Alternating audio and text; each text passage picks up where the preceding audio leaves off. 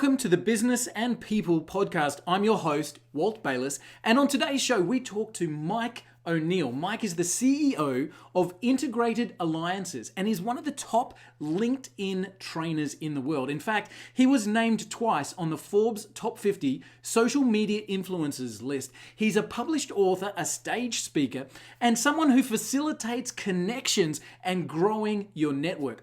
We talk about all kinds of different things. Of course, we spend time on LinkedIn. We talk about the different situations there and how to use the platform and what he feels is going to be the future with LinkedIn. And then we go into a little bit more personal detail. We're talking about some of his goals and some of the challenges and some of the successes that he's had in over 16 years of being a CEO and running multiple organizations as he goes. This is a great interview. There's lots of tips for you if you're an entrepreneur, if you're looking for someone to grow your connections and your networks.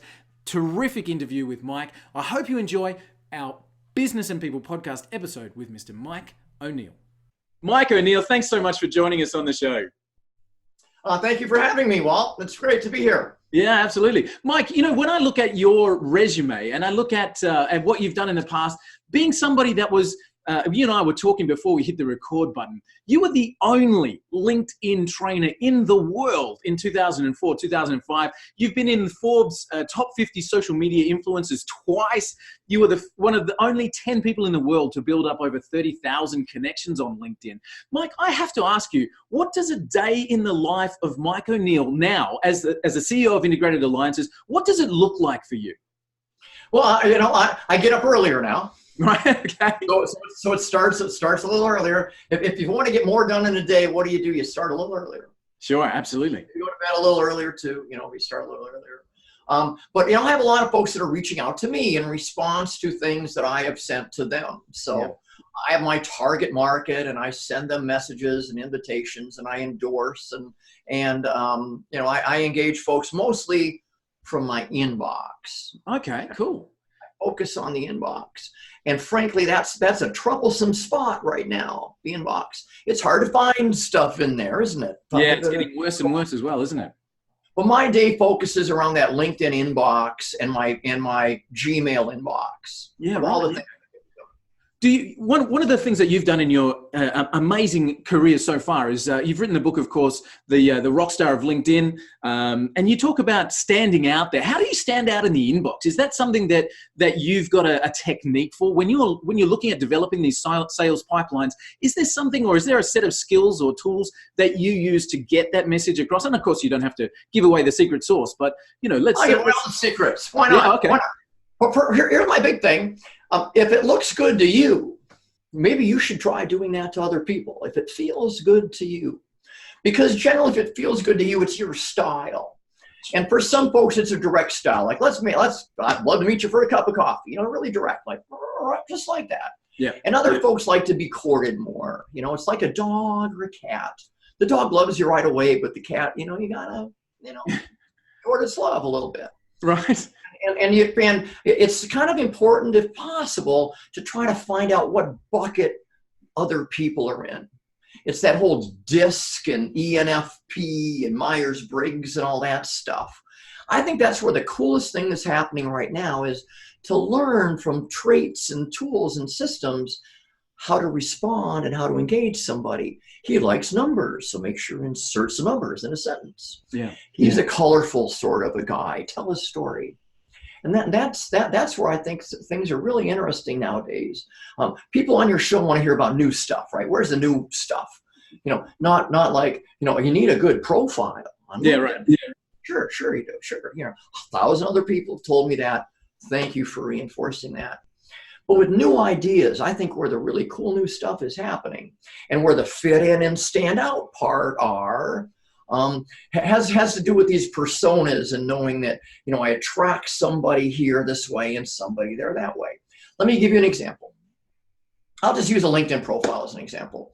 If you want to appeal to folks with numbers and left and right brains, you might tell a little story and then have that story talk about, how it was a 48% increase in something thanks to that story. So you get them this way or you get them that way. Absolutely. Absolutely. I've heard a lot of people, Mike, talk about the fact that with so much technology and so many, methods of communication with social media, that the actual art of communication is getting lost in that jumble.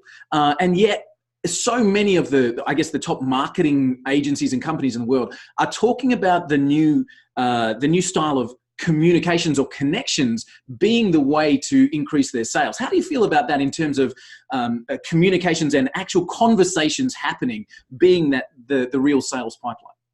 Well, if you're doing one-on-one, that's really easy, okay? So if I'm not systemizing or in any process here, but one-on-one, I'll always look at their profile for something and I can relate to. Where is there some intersection in my world with theirs? And chances are there's more than one, 2, 3, 4. Especially if you consider, my dad went to these schools, my mom went to those, my brother went to those, and guess what? You went to my brother's school. However you kind of find some little thing. But it's really important to have the right message and the right market. Techie people you can use jargon with. Yeah. I'll use things like, SD-WAN when I'm talking to my technology folks. Sure. But I would never dare do that. I mean, tell you might know what SD-WAN is. But I have no idea, but probably does not. So let me just, for 30 seconds, tell you what it is. So since I brought him something that wants to know. There you go. So if you have a business here at home, I was a technology sales engineer. If you had a business here at home or a small business, you might have your internet service over a wired line and over an internet or a wireless line, kind of like an old puck. Remember the internet puck you used to have? Absolutely. So that's really common nowadays. And through the router, they're able to say this traffic is better going mobile and this stuff is better going over landline. Got it. Just like a router used to do with a T1 and a DS3 in my old technology days. But that's kind of a cool thing. And it's like the hip thing in the telecom world now. Okay. Mention it in a sentence, you get a point. Nice. Okay.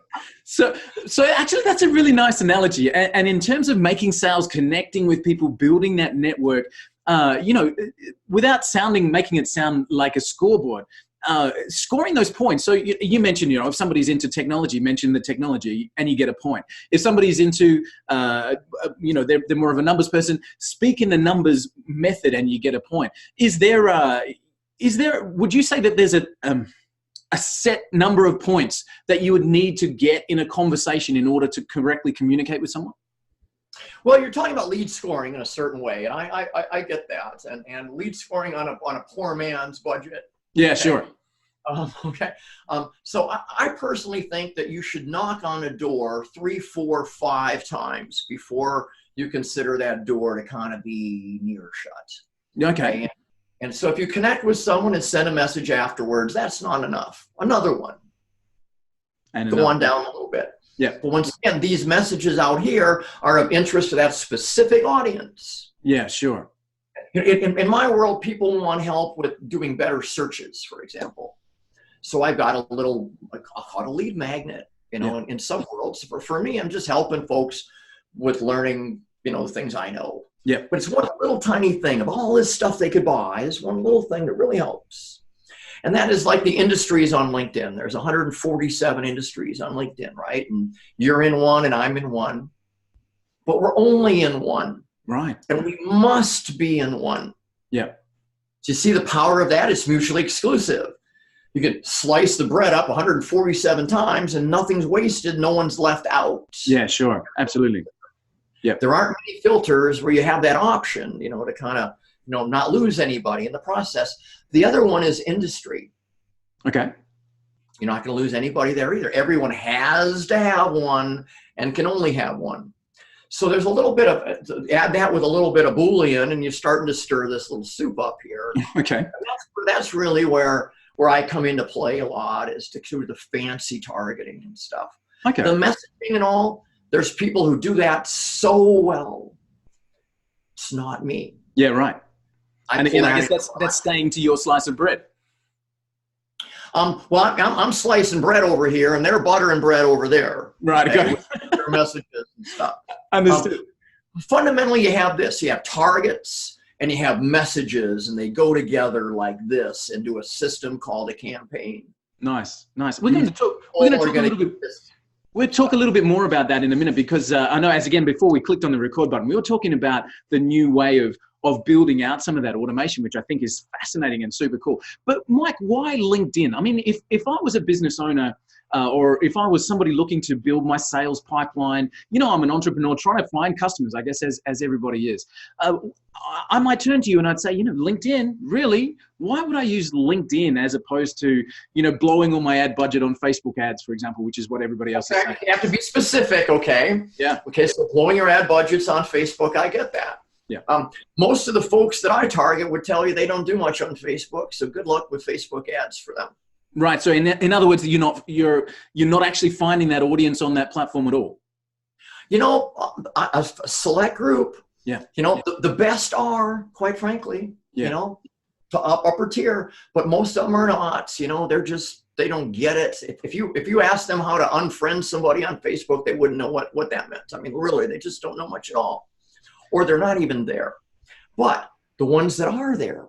Okay, you don't need the whole world out there. Yeah. If Facebook ads just gives you this many and that's enough for you, hallelujah. You don't need the whole world. That's a big thing to understand here is getting enough. Yeah, sure. A bite size and another bite size when you need it. Yeah, absolutely. And I think, in terms of platform of choice, so from a marketing standpoint, I think one of the first things that we talk to everybody about is defining who your customer is. And that first step is something that not a lot of people do in a detailed enough way. But, I'm asking you about LinkedIn and we're talking about Facebook, and obviously there's Instagram and there's YouTube and there's all these other platforms. And I think from a business owner's point of view, would you say that definition of finding who your customer is, and then we can target the campaign on the right platform, would you say the importance of that is fairly high? It's absolutely critical because you don't want to target the wrong people. Sure. That's what gets you into trouble. Yeah. It's never the right guy that you targeted that complains about you. It's the wrong person that gets put into the mix. Yeah.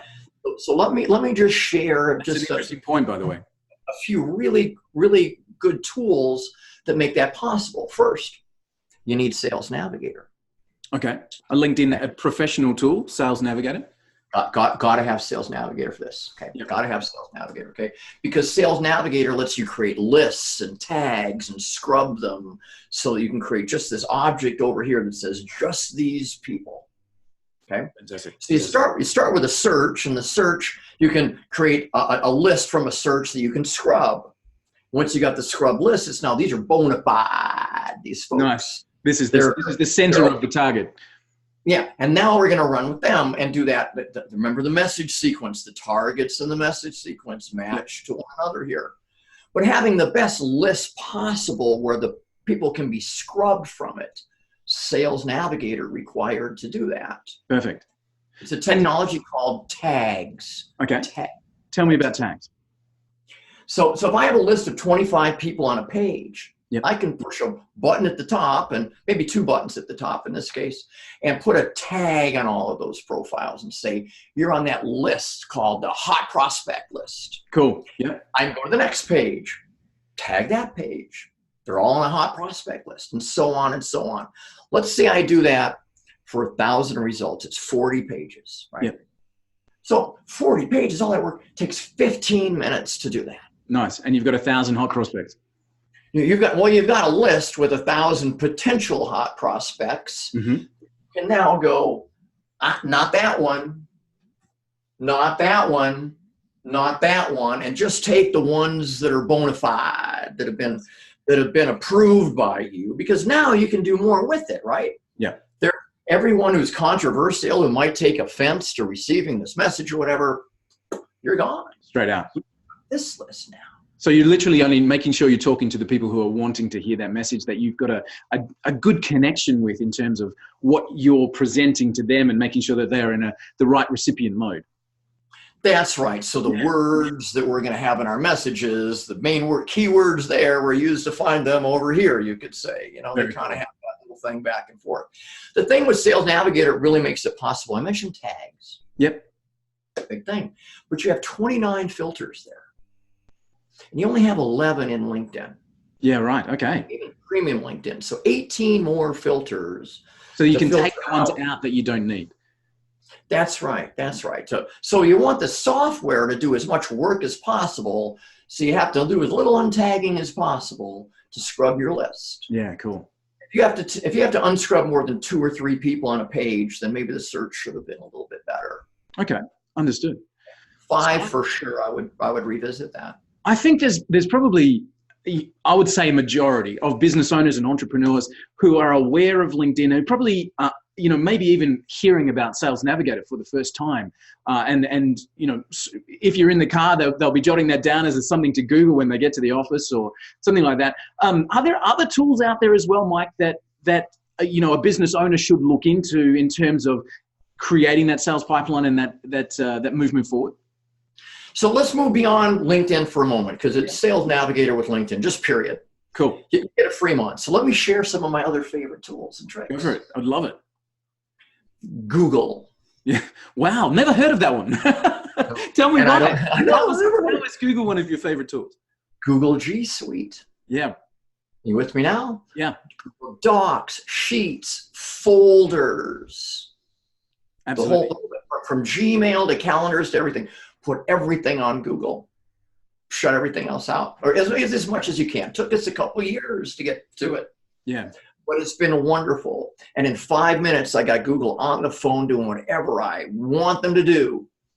Taking over my screen and showing me where to go, logging it into the system, going through their little back end stuff to solve my problem. And just like that. Yeah, amazing service, really. From something that you consider to be a free platform, I've always found the Google service to be incredible. Well, I pay $50 a year. Yeah. Okay, so we have for the G Suite. Yeah. G Suite. So our domain is there. We even have our DNS over there now. So Google's, as much as I can put into one platform as possible. Absolutely. I'm a big fan of platforms. So like on the automated marketing and stuff, there's a platform I'm looking at over there too. I don't want to make a recommendation over there yet, though. I mean, don't. No, that's okay. We'll let people contact you. We'll let people contact you, and you can get in touch with them and sort of steer them down that path if they want to go. I think you've got an amazing resources area. Is it navigatelinkedin.com? Navigatinglinkedin.com. We're in the process of navigating. Nice. Fantastic. So people can go there and find a lot of amazing resources and get in touch with you as well, which I highly recommend people to do. Mike, let's have a brag session just for a minute. Let's have an ego session. I know you've worked with customers and clients all across the world. What's some of the most amazing results that you've been able to achieve for your customers? Well, I had and he'll remain unnamed over here since he's unemployed. Okay. But he took Sales Navigator that he already had. He had his own license. Okay. So when he left his company, he lost his job. Okay? Yeah. Technology friend of mine. So I kind of coached him. I don't really deal with job seekers much. Okay. So if you're a job seeker, if you're technology, maybe. Okay.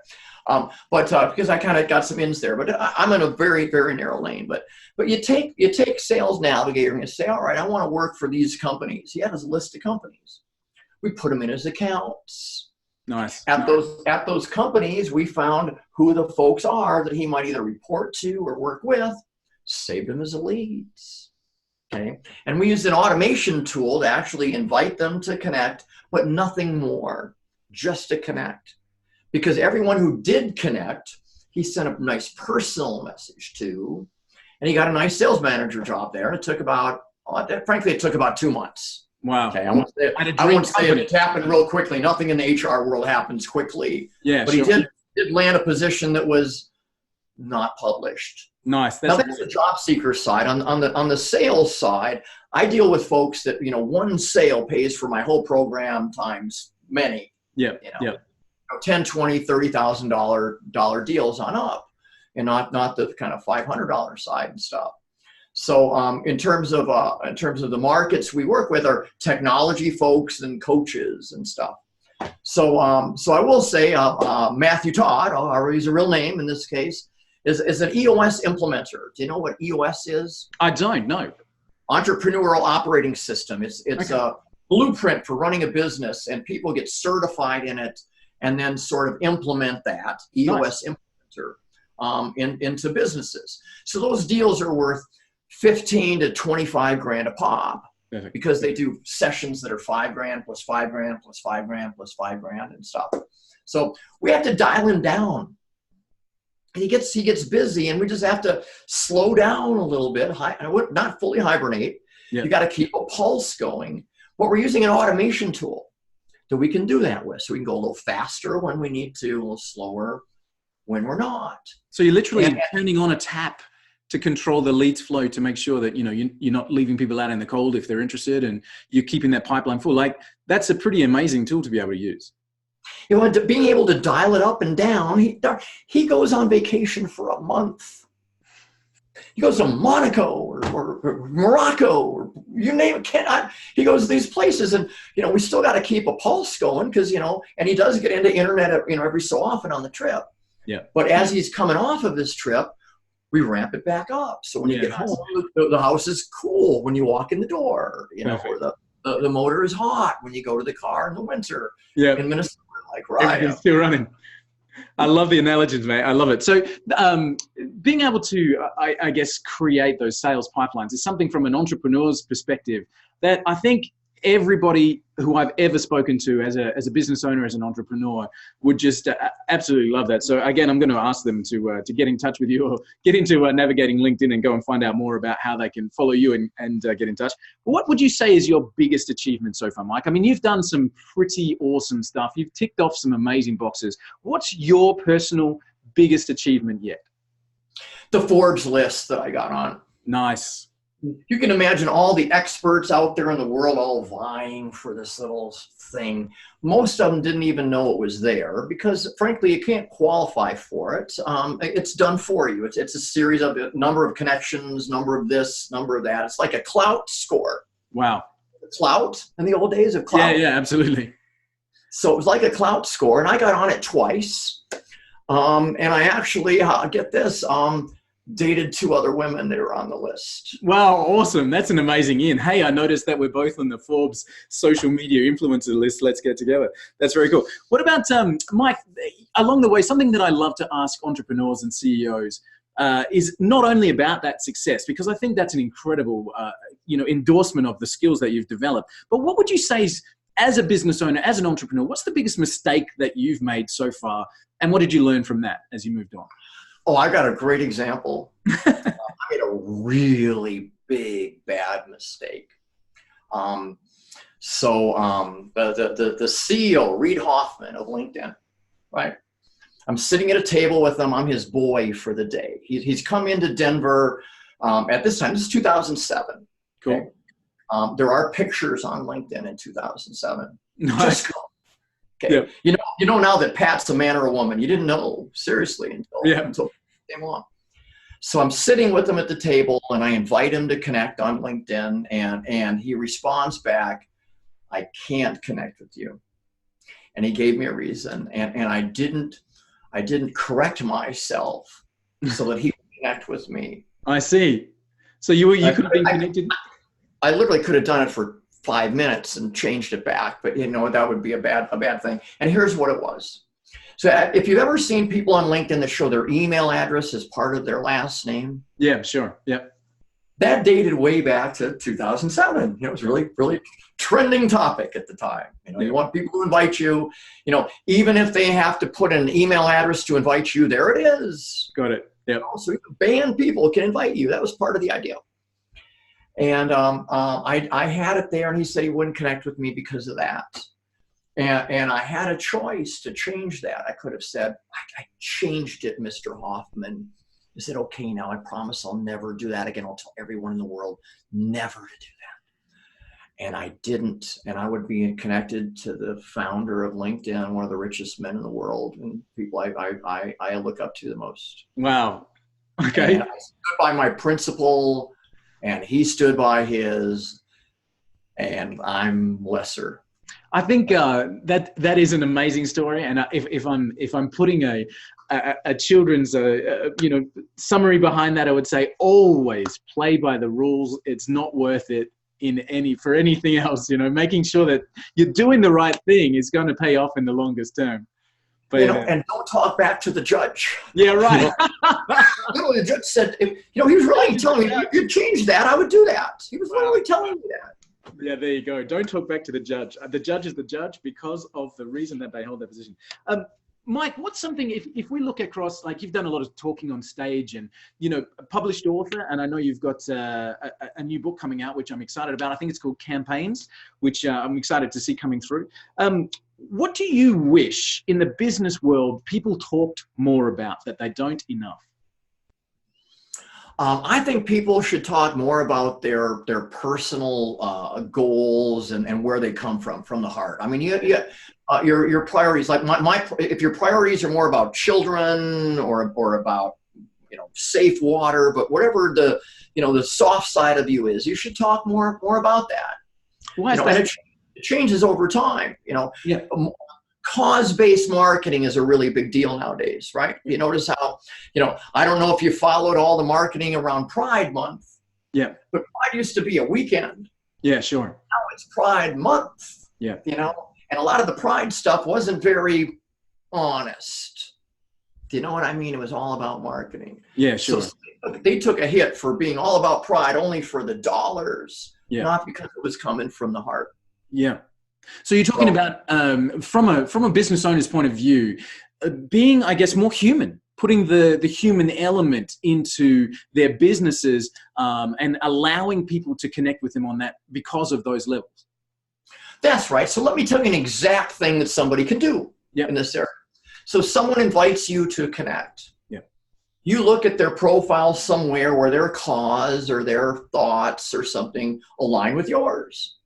If they don't, well, then maybe you've got a generic statement for everybody else. Yeah. But if you can tie in on some of their causes or my causes or similar, the things that, if you avoid politics a little bit, but if someone looks, for example, if they're left leaning, all right, because they care about, they're going door to door to hand out water to people in Flint, that tends to lead one way politically versus, another way it would take water away from them, maybe or something. Sure. But if you tie in with what they say about themselves, it seems to be a cause or something they care about, and comment on that, work that in with your standard paragraph, maybe about, this is what I do and for who I serve and why they like me, but it's wrapped in this little wrapper called my heart. Yeah, absolutely. What do you think, Mike, sorry, I didn't mean to cut you off. What would you say to someone, because I have had the experience where you believe in something and you have that, in your heart, and it's something that you feel strongly about, and you are reluctant to mention that in a business environment because you're thinking to yourself that you're going to lose customers as a result. What would you say to somebody who had that sort of, I guess, basic philosophy that they might be judged for what they believe in? Well, I have lost customers, and I've lost customers that I wish I didn't lose. So you're looking at the right person when you're asking this question, okay? Sure. I don't think I've always done the right thing. I mean, I would undo some call-outs along the way because they were really, really good people. They just don't realize they've been brainwashed. Yeah, sure. Somehow. I mean, they're just the words coming out of their mouth. If someone said that to them, they would feel like I do, but it's them talking and they're not hearing it because they're speaking it. Sure. But when you tie into something that's kind of, there's some really safe bets. Children are safe. Yeah. Sure. Prosperity is a safe thing. Don't we want to do better? Live longer. Yeah. There's general things we can, pull together to agree on to bring us together and just kind of forget about some of those other things. But they really do. I certainly, when I find out that somebody is not a good person in some way, shape, or form, and I don't mean just politics. I mean, I just had one today where I have to choose between two partners here, and they introduced me to each other. Yeah. And I'm just going to hope one just kind of dies a little bit. I'm going to help out a little bit. Hope it just goes away because I've chosen which one I want to work with. Sure. And that's aligned with your personal belief. I guess, you can't please all the people all of the time. And if you believe in whatever you believe in strongly enough, stay that path. But at the same time, be flexible in the way of other ways of connecting with people. As you said, children are a safe bet, prosperity is a safe bet. You might, and I'm being facetious here, but you might be a Dolphins fan and somebody else is a Rams fan. But, along the way, the positive connection of living a better life, the positive connection of being a better human, doesn't affect the ability to connect unless you let it. That's correct. That's correct. Yeah. It's totally gone. And just sometimes some things are just better left unsaid. But this Sure. is how I find out. Okay, this is my little trick. I look them up on Facebook. There you go. And find out there what they're talking about. I see what they're posting and what they're saying on Facebook. Almost always I correct what I would say somehow based on what I find on their Facebook profile, not on a page, not on their personal profile feed. And if you looked at me on there, you would see things like I go to car shows, so you might work that into the conversation. You know, my life's wide open out there for people to find ways to get in with me. Yeah. And many other people are kind of that way too. Are they more family oriented or more travel oriented or whatever? I think the what you were saying before about putting more of your personality into your business, I think that's so important when you're thinking exactly about that, about a connection. Because if you're able to do that, I always, and again, personal story, I always had, I guess, a bit of a standoffish thing about being public on social media. I wanted to keep my family a little bit separate. But the reality is people need that human element to be able to connect with you. And you know, from what you're saying, if you take the research and you look somebody up and you see what they're talking about, then you can change your language. You can actually connect with that person in a much better way. Absolutely. No, women know this much better than we do. Yeah, we're terrible at it. Guys are CRM sort of folks. We're data guys. Women will check you out on Instagram and Google you and stuff. Let me share one thing. I had someone who was almost a client of mine 10 years ago, and it turned out he was a bad guy. Yeah. And I through the grapevine and all, I found out that he was on don'tdatehimgirl.com, and he had a great big story about him out there, and they linked it back to me, but I didn't sign up to go see it. You had to register, and a guy registering on don'tdatehimgirl.com just doesn't sound right. No, it's not really. There's no word for it, okay, but you know, I mean, that's not something I would ever expect, you know, and that's a disqualifier there. Absolutely. You know? Yeah, definitely. And I just want to let it die. Yeah. He found someone else to go talk to, and I didn't want the better people. I think that's an important point. Let them go. Let them go. And I think that's an important point, Mike, because, you know, we as entrepreneurs, as business coaches, as speakers ourselves, we talk to people about the abundance mindset. You know what I mean? If there are genuinely people that you clash with, you just don't align with, do you know what?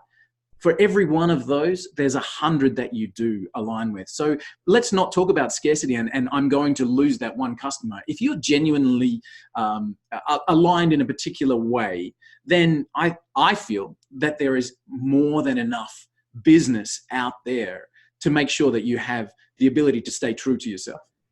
But it's not necessarily going to come to you. Yeah, sure. Yeah, exactly. You have to be proactive in making that happen. And I love that that's what you do, especially at Integrated Alliances, that you're being proactive about filling that business opportunity pipeline. Mike, if I had an opportunity to go back in time with you, and you and I are standing together, we've got our DeLorean and we've gone back and done that whole thing. What message would you give to your 20-year-old self? Don't go into engineering school. Why? Give your 20-year-old self a reason. I was miscast. Okay. I went into engineering school because I was good with math. There you go. Is that a reason to go into engineering school? These days, it's still, do you know what it's marketing people can be good with math. There you go. You know, other things. Or I would have taken my engineering degree. They had a 2-year degree that I could get that was more hands-on engineering. Yeah. And instead of the 4-year theoretical thing where you're plugging theorems into theorems and stuff, I wouldn't have done the 5-year engineering degree that I did. I would have done something less of that or different. I had ideas then. I would have been I could have gotten in on the Bill Gates thing. I had the right ideas. I was the right. I had those ideas. I have those ideas now. Fantastic. You've got the wisdom to chase it forward now. I know where the future's going. You want to know where it's going? I'd love to. I speak about this, so there's one of my recent TED Talky sort of speeches was called LinkedIn Past, Present, and Future. Mm-hmm. And at the end of it is the future part. So I'm just going to go to that. Skip to that bit. So right now we have all of these different inboxes. Yeah. LinkedIn Sales Navigator gives you 2 inboxes on LinkedIn alone. Just there. How about Facebook? How about Gmail? How about whatever? What if those inboxes could be consolidated into a single position? Box. Yeah. Here's Walt, and I can decide from Walt. Oh, I see. Walt message came in on LinkedIn, but goes out on email. Yeah. All in one spot. Okay, so you got the inbox there that's been consolidated. Okay. The next piece that happens is the feed, all the stuff and activity from the folks that you're connected to or friends with or following, however you do that, all in one feed as well. Mm-hmm. That I can fully control exactly what I want to see from who. LinkedIn isn't determining what's in my feed. Facebook's not determining what's in my feed. I'm determining what's in my feed. Yep. From all of these sources. Okay. Once again, tied to these people. Yep. Okay. The last part is our networks. Our LinkedIn network, our Twitter network, our Instagram, our Facebook network, our contacts in Gmail. Yep. Those folks. They're in one network over here, at least it's got all that stuff in it, so we can kind of see if I'm connected in 3 networks, that's better than someone I'm connected in 1. That's a higher lead score. Yeah. You can just picture these 3 things. So we've got the inbox, the feed, and our network here, and some tool or system is going to be running that for us. Could be a website, it could be a new browser that does all of that. These are all web apps, who knows? Yeah. Could be a website or an extension to Chrome. Perfect. Who knows? Yeah. But that's where it's going, some universal stuff. Some universal connectivity. I think, if we look at social media, the catch cry is connecting people, and yet there's so many different buckets of social media. There's the LinkedIn bucket and the Facebook bucket, and we are in those buckets. And what you're talking about there is literally those buckets merging together so that we can have a better connectivity across different platforms. And yeah, I think you're right there, Mike. What would you deliver as a few minutes talk to a room full of graduate students talking about the future? Let's now look at the youth. You've got a couple of minutes on stage to a room full of graduate students. What would you say to those kids? Do what you want to do, not necessarily what your degree led you to do. Okay. Your degree gets you to here, and from there, you're at a pivot point. You can take that degree and go in so many places. Get some advice.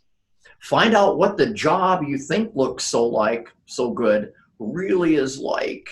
Yeah. Okay. And that's why, internships, if you've done any of those, are so helpful. But even at this stage here, don't be boxed in. I was an engineer and I thought I had to go into engineering school. Guess what? I bought a PC when I was in college. 64K of memory. Nice. WordStar and VisiCalc. Nice. There you go. DOS 1.1, single floppy, green screen with a printer. Yeah. That got me the job. It wasn't my engineering school. It was my interest in that. So I was doing exactly what I loved for so long. Still am. Now it's just loved over here instead of loved, over here. But my engineering degree just got me to this stage where I can pivot and go somewhere else. Yeah. Be really open to other types of music, as you would say, rather than the one that attracted you to the band in the first place. How would you suggest? I've only got a couple more questions, Mike, because I'm so grateful for your time and I really appreciate you giving that up. How would you suggest those kids or anyone who finds themselves in a position of pivot right now, and the world is full of that, where people are just a little bit confused about tomorrow? How would you suggest somebody would find that clarity? Talking to folks that are just a couple years older than you. Nice. 2 years older than you, and asking them, what was the mistake that you made? Was going to Denver a good idea, or should I stay closer to home? By the way, go to Denver. I suggest that highly. I didn't mean that in a theoretical way. Everyone should go. It's a practical instruction. I'm going back soon. And I go through there all the time. But think about someone who's just your older brother, someone who you respect, but that's not 10 years older. Yeah. Still, from the same cloth as you. You were in school at the same time. Yeah. That kind of principle. But they were a senior, you were a freshman. What are they thinking? Because if they've been in business if they've had a job for 2 or 3 years, they might be thinking that, oh, I made the wrong pivot. Oh, I got into this place and I really wish I'd have known that I'm more of a left brain sort of sales sort of person than an engineer where you shove pizzas under the door and say thank you when I collect a paycheck at the end. Yeah, absolutely. So find somebody that's just a little bit further down a path and ask them, how does it feel up there? Yes, that's exactly right. And the other thing, another really, really nice thing, they're all sort of personality surveys and things to learn about your personality, to learn what you're good at and stuff. If I'd have taken one of those, I wouldn't have been in engineering school like I did. They would have advised me to do something else. By the way, for every person who was in marketing, there's one who should have been in engineering. Okay, I'm not dissing engineering. Absolutely. But that's their own personal call. Look at me here. Do I look like the kind of guy who would sit with a slide rule over here, crafting stuff in AutoCAD over here, or do I more belong with people? Yeah. And that'll tell you whether you're more of a people person or not.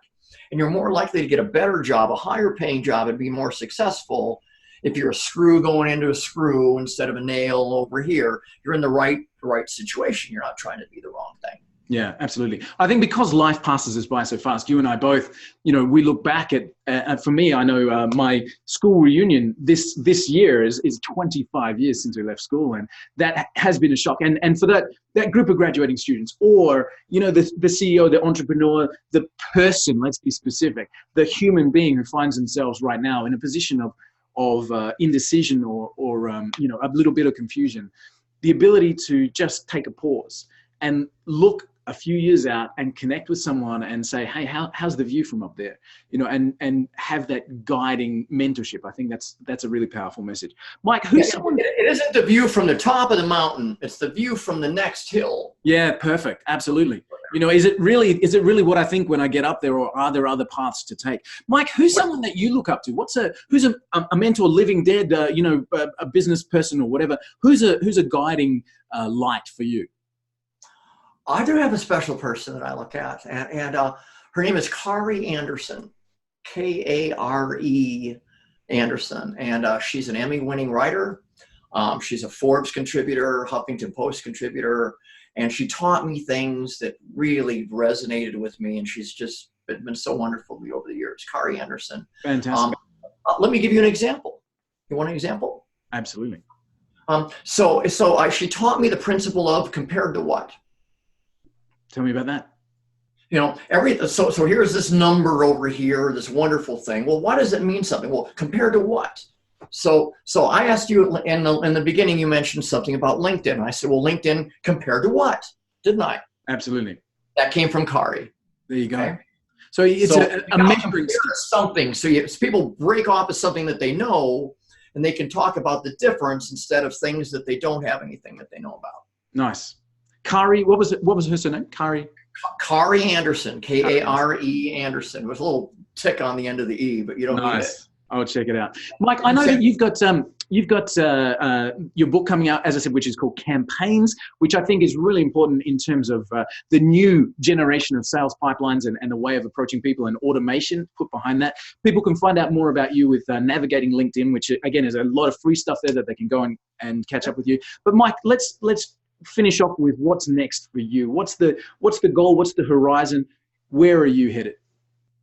I'm headed more to the stage with the topics that I talked about, more the future. People always want more time on the future. So I tend to shorten my stuff at the beginning and talk more about the future at the end. I'm just going to talk about the future. Fantastic. Things kind of starting tomorrow into the future, not just today necessarily. But I'd like to build that software product we talked about. Awesome.